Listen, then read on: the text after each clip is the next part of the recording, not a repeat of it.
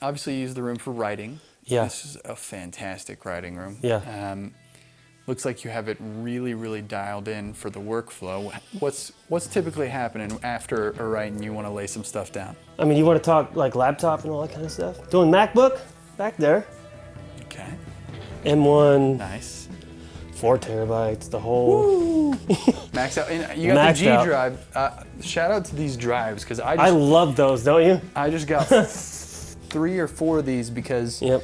for whatever reason they're actually pretty affordable. Yep. I obviously got mine from Sweetwater, but they're like it was $400 for a 4 terabyte. Mm-hmm.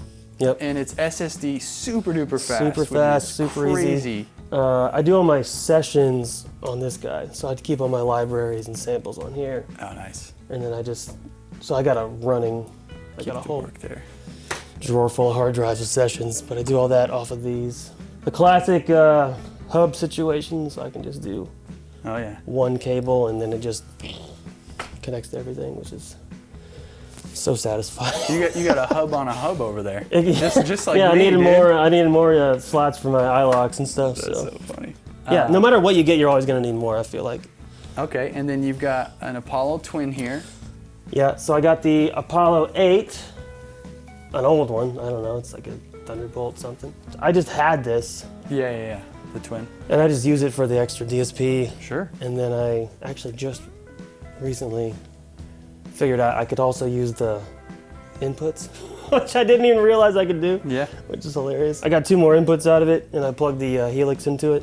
Oh, nice. So all 10 inputs are being used by Rhodes and Prophet and all that. But I guess that would lead you to the Trinoff, which is one amazing piece of gear. It takes all of the nodes out of your room and even time aligns your speakers so that even if one speaker's a 1/4 inch off or whatever, the sound is hitting you at the exact same time. So this is one amazing piece of gear, and it's dialed for like right there. Yeah, it sounds amazing. Yeah. In a room that's not perfectly treated, Yeah. it is really, really, really helpful. Well, especially when you start getting into bigger speakers. Of course, yeah. Bigger speakers in a bigger room. Yep. There's so many other factors than if you're on like some NS10s that are right up next to you or something, you know? Yep. Yeah. That's cool. You got the dual subs. What subs are those? Okay, so these are JL Audio Fathoms, the 12-inch drivers. They are 120 pounds each. So they are not, but they are awesome. And they're both facing out. I wanted to put them straight, but they, I needed access to the back and the way I set them up. Like this was kind of in the way. So on the sound anchors. These actually aren't sound anchors. These are what? Denmark, I think is what it's called. Bro, those are sound anchors.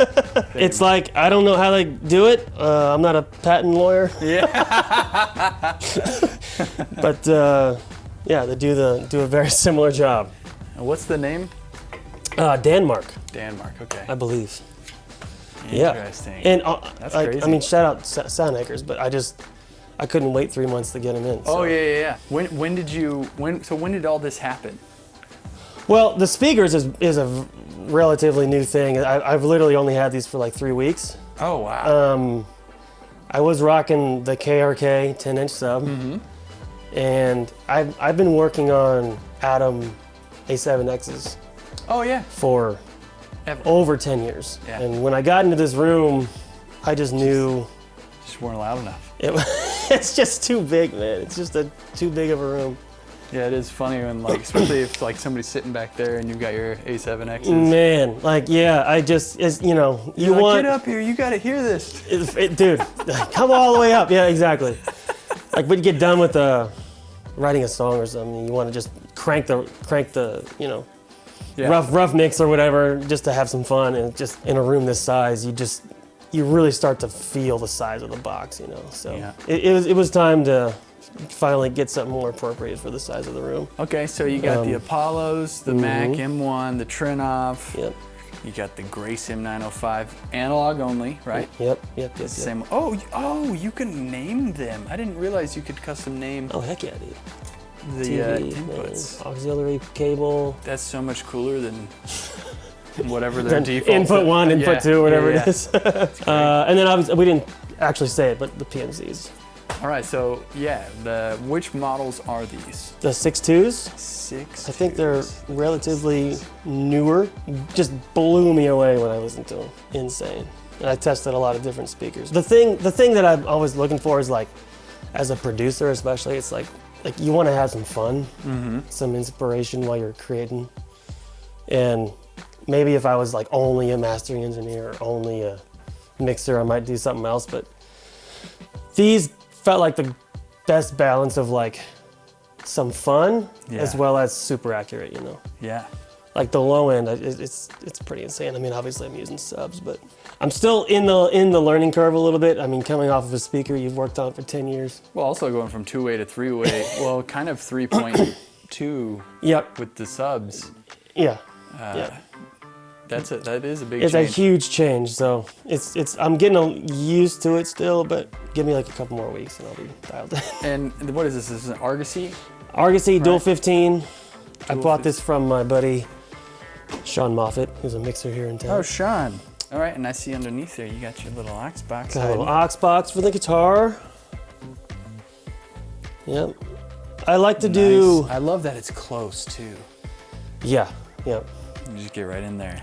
Yeah. I mean, honestly, I don't use the knobs a whole lot. I got the Just with the iPad app. here, Oh, so sick, yeah. I just use the iPad software. Honestly, it's actually just there because it props up my monitor. The aux? Like the aux box, like literally I'm setting this on top of the monitor, on top of the aux box. It was like the only thing that I could find. That was like weight. Yeah, it was like the proper height. So it doubles as a monitor stand. That's hilarious, dude. And great guitar tone.